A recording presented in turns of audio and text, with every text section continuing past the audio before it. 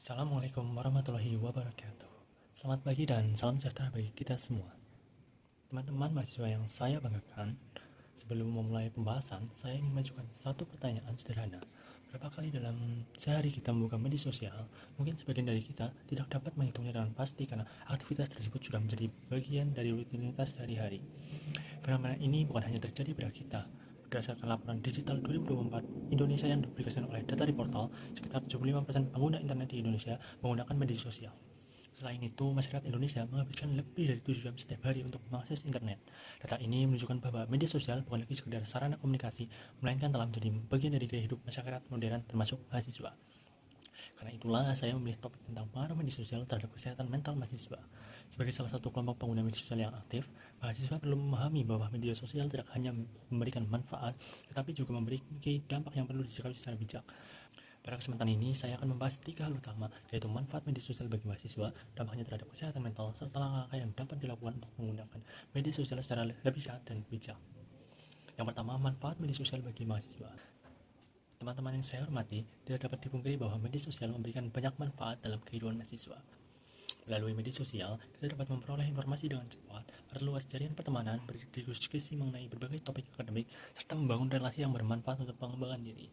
Kemudahan akses informasi ini menjadikan media sosial sebagai salah satu sarana yang mendukung proses belajar dan komunikasi di era digital.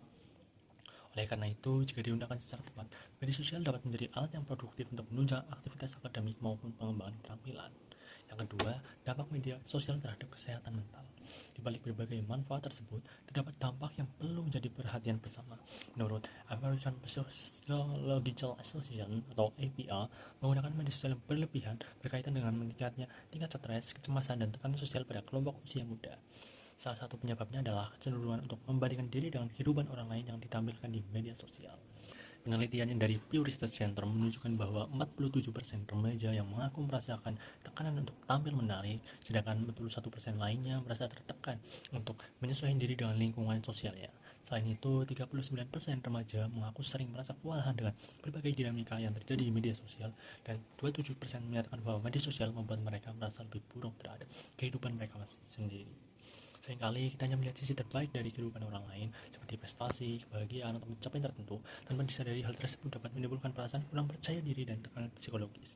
Menurut saya, inilah salah satu tantangan terbesar yang dihadapi generasi muda saat ini, yaitu kemampuan untuk membedakan antara realitas dan gambaran kehidupan yang ditampilkan di media sosial.